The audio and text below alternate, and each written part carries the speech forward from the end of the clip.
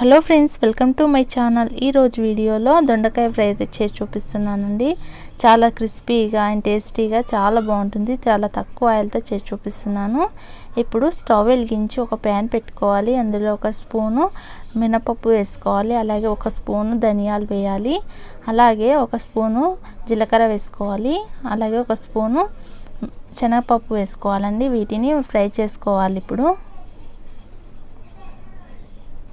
ఇవి కాస్త ఇలా వేగాక ఇప్పుడు ఇందులో నువ్వులు వేసుకోవాలి. ఒక 2 టేబుల్ స్పూన్ల నువ్వులు వేసుకోవాలి. ఇలా వేసుకున్నాక ఇవి మంచి ఫ్రై అయిన తర్వాత ఇలా వేయించుకొని వీటిని ఒక ప్లేట్లోకి తీసుకోవాలి. ఇప్పుడు వీటిని ఒక ప్లేట్లోకి తీసుకొని వీటిని బాగా చల్లారనివ్వాలి.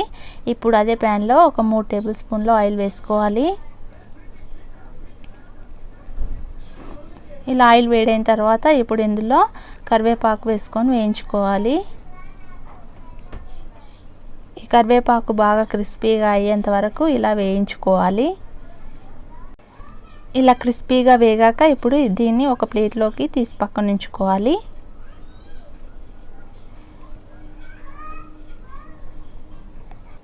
ఇప్పుడు ఇందులో పల్లీలు వేసి వేయించుకోవాలి. ఒక 2 టేబుల్ స్పూన్ల వరకు పల్లీలు తీసుకోవాలి. ఇలా వేయించుకోవాలి.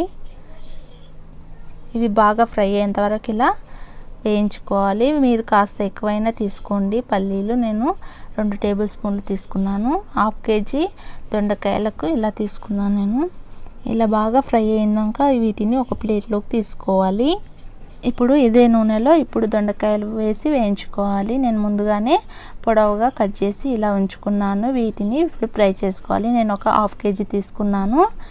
ఇలా వేసుకున్నాక ఒకసారి కలిపి ఇప్పుడే కొద్దిగా పసుపు వేసుకోండి. నేనైతే వేయట్లేదు. ఇప్పుడు మూత పెట్టి ఉడికించాలి.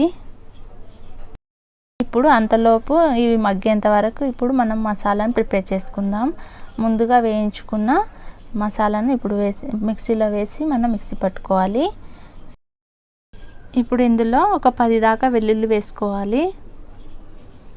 అలాగే కారం వేయాలి. ఒక 3 స్పూన్స్ వేస్తున్నాను చిన్న స్పూన్తో. మీరు కారం ఎంత తినాలి అనుకుంటే అంత వేసుకోండి. ఇలా వేసుకున్న తర్వాత ఇప్పుడు ఇందులో రుచికి సరిపడా ఉప్పు వేసుకోవాలి. ఇలా వేసుకొని ఇప్పుడు మిక్సీ పట్టుకోవాలి. కోర్సుగా మిక్సీ పట్టుకోవాలి. మరి మెత్తని పేస్ట్ లాగా ఉంటే ఫ్రైలోకి అంత బాగుండదు. అందుకని ఇలా కోర్సుగా పట్టుకోవాలి. ఇప్పుడు దీన్ని పక్కన ఉంచుకోవాలి. ఇప్పుడు ముక్కల్ని చూసుకోవాలండి. వీటిని ఒకసారి బాగా కలుపుకోవాలి. ఈ ముక్కలు అనేటివి కాస్త ఫ్రై అయిన తర్వాత ఇలా మూత తీసే ఫ్రై చేసుకోవాలి.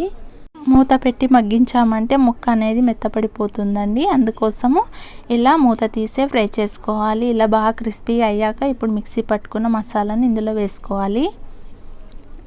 ఇలా మసాలా మొత్తం వేసాక ఒకసారి ముక్కలకు పట్టేలా ఈ మసాలాను ఇలా బాగా కలుపుకోవాలి.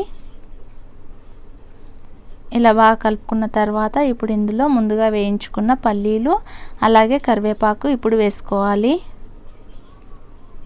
ఇలా వేసుకున్న తర్వాత వీటిని ఇలా బాగా కలుపుకొని 1 నిమిషం పాటు మగ్గించుకుంటే దొండకాయ ఫ్రై అనేది రెడీ అయిపోయిందండి. ఇలా ఫ్రై అయిన తర్వాత స్టవ్ చేసుకోవడం అంతే. ఈ వీడియో కనుక మీకు నచ్చితే లైక్ చేయండి, షేర్ చేయండి, కామెంట్ చేయండి. అలాగే నా ఛానల్ని సబ్స్క్రైబ్ చేయండి friends. Thank you for watching. Bye.